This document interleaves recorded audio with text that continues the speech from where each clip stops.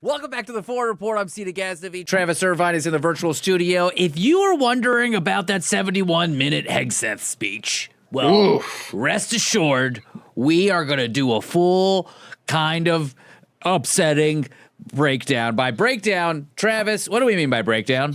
We're going to break down at some point and not want to talk about it anymore. But in the process of reaching the breakdown, we will be breaking down the 71-minute speech so you don't have to. Oh my God, are we ready to rock and roll? We're doing this on YouTube only, by the way, because we respect our podcast feed. Of course, subscribe to our podcast, add us, rate us, all that wonderful stuff. But also subscribe here, like us, send us a comment that I won't read. It's going to be great.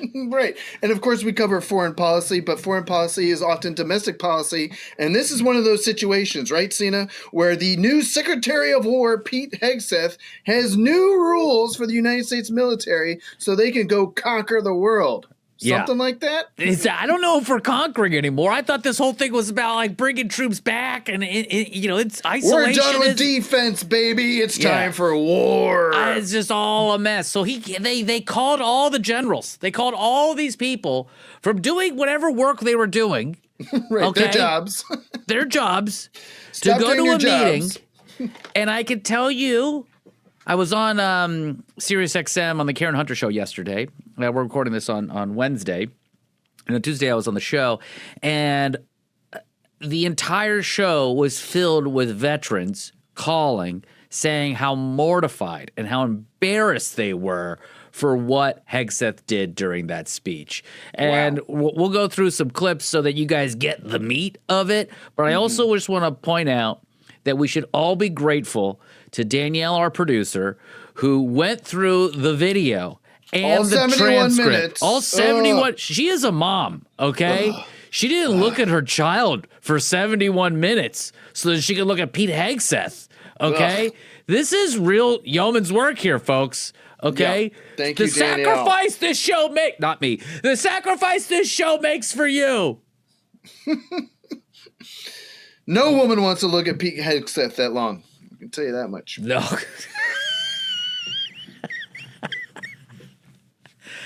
This is so off. I'm delaying. I'm literally vamping so we don't do this. We have 15 minutes. Let's go. We gotta get to the meat. We're trying to keep it tight. Let's get to the heat of the meat. Oh, God. And that meat is a big lump of beef shaped like Pete Hegseth. First of all, you can see they copied Patton's big American flag. Right. You mean Patton the movie, not an actual speech. Correct. Thank you. Yes. George C. Scott's character. Yes, the Patton movie. Okay. This first clip is about the ending of the woke department. I didn't know we had that, but go ahead. We do, apparently. Okay. The military has been forced by foolish and reckless politicians to focus on the wrong things. In many ways, this speech is about fixing decades of decay. Some of it obvious, some of it hidden. Or as the chairman has put it, we are clearing out the debris. Colonic for the secretary. It's right. A colonic. Yeah, which, by the way, that's what all the National Guard troops were doing in D.C. as well, is cleaning up debris. Cleaning up debris. So exactly. I'm sensing a theme here for our men and women in uniform. Fantastic. Moving the distractions. Clearing the way for leaders to be leaders. You might say we're ending the war on warriors. I heard someone wrote a book about that. Oh, jeez. Was that him? Was that his book? Wait, was that his book? Yes, that's his book. I didn't know, but that shitty smirk told everything. Blatant advertising, self-promotion within a speech to our top military leaders. Good grief. Also, he said enough of the distractions and make way for leaders. What if the leaders are the distraction? Yeah. Oh my God. What could be more of a distraction than distracting your generals from their day-to-day work and bringing them all to D.C. for a dumb speech by a Fox and many uniformed leaders for the wrong reasons. Based on their race, based on gender quotas, based on historic so-called firsts. We've pretended that combat arms and non-combat arms are the same thing. We've weeded out so-called toxic leaders under the guise of double-blind psychology assessments, promoting risk-averse, go-along-to-get-along conformists instead. You name it, the department did it. Foolish and reckless political leaders set the wrong compass headed, and we lost our way. We became the woke department. Oh, my God. But not anymore. Oh, my God. Right Oh, now. God. Stop. Shut up. Just shut up. We are 5 minutes into this YouTube only special, and I am already ready to punch the laptop that I speak awful. into. This is brutal, man. What? Right.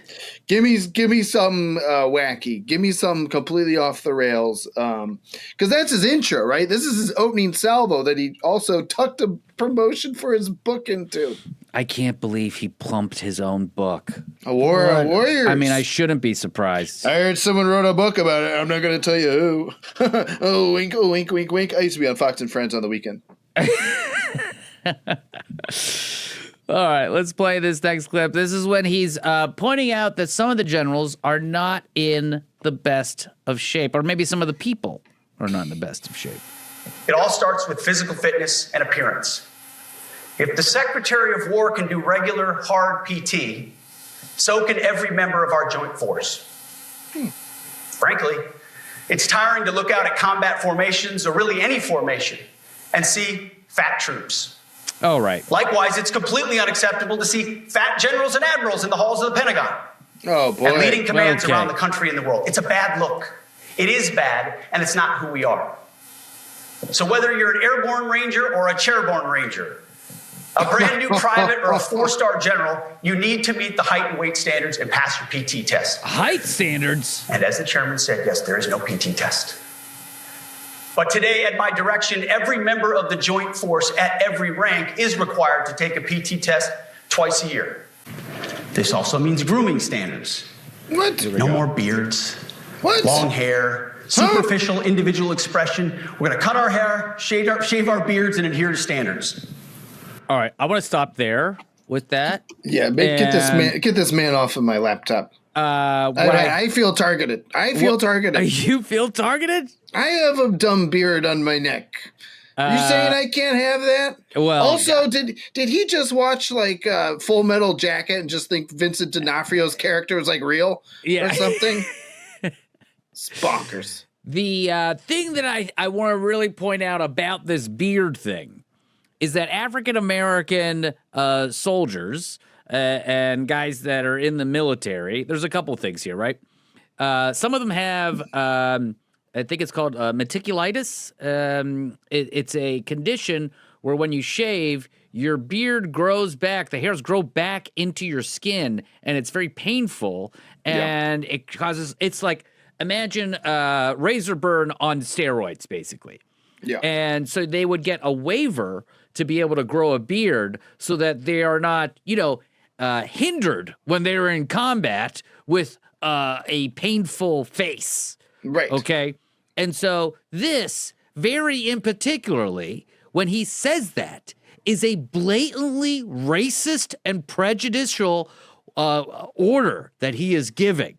It impacts, sure, some of these guys that are like got their big furry beards, but it will disproportionately impact those officers, those soldiers, those vets that are those active duty people that are growing beards that are of color, right? And they have that issue.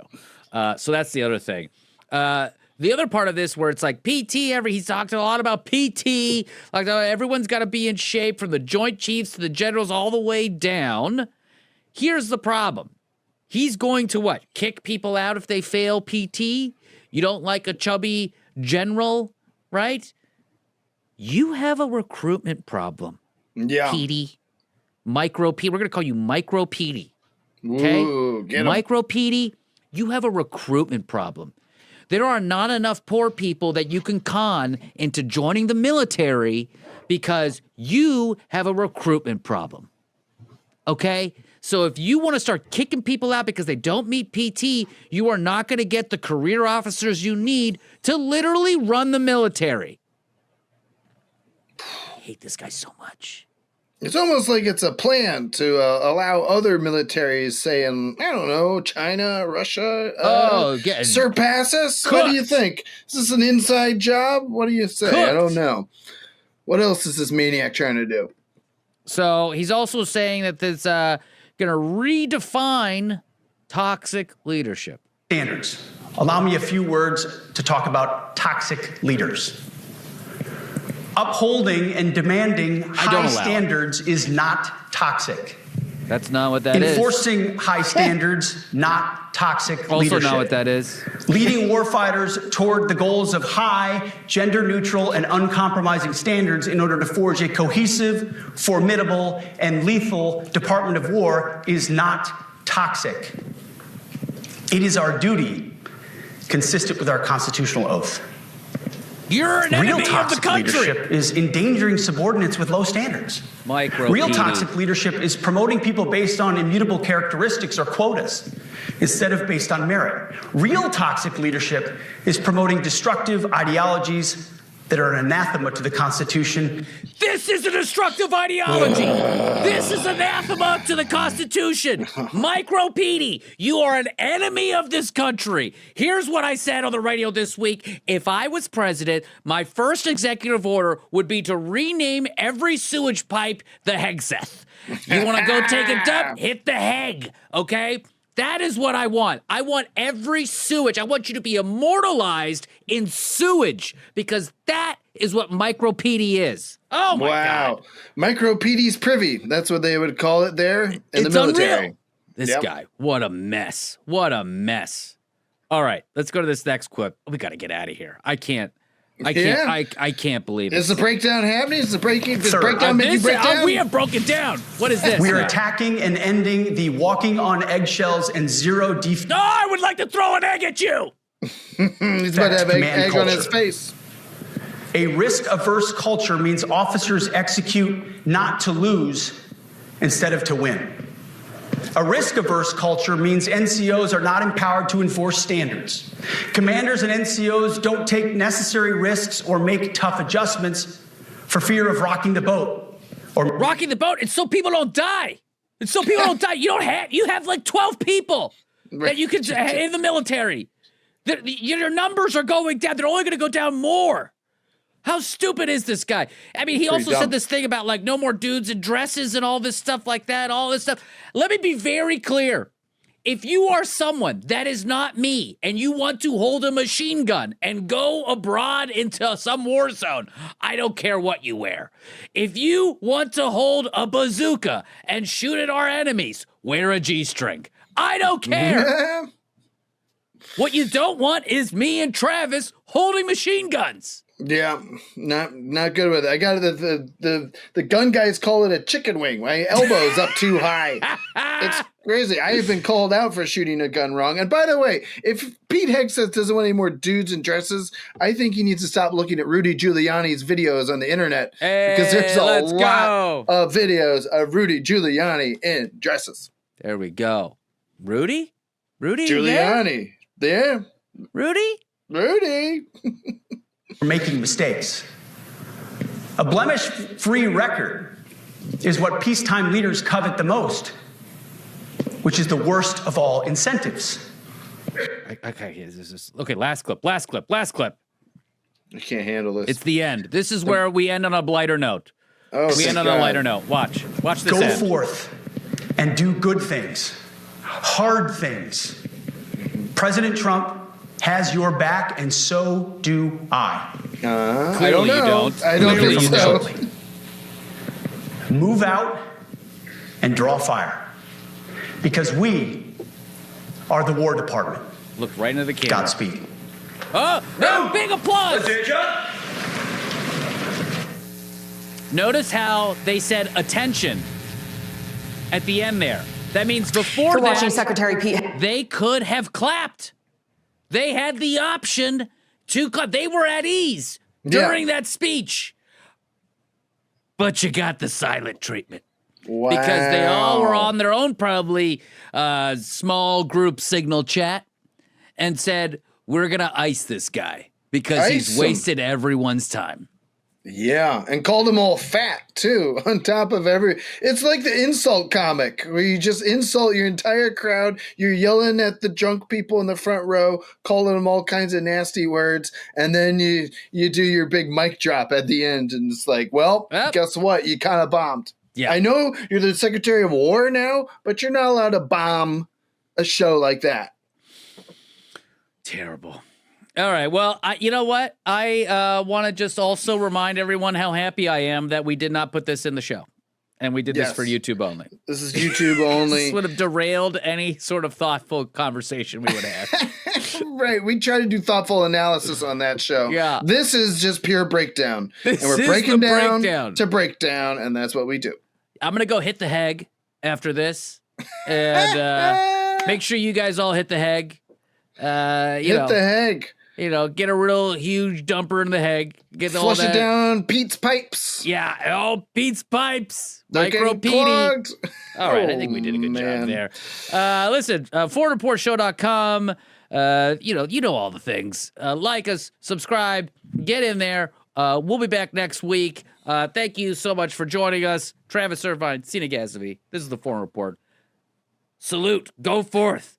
Godspeed. Draw fire. Draw fire? Does that draw, mean get shot? Get shot at. Know.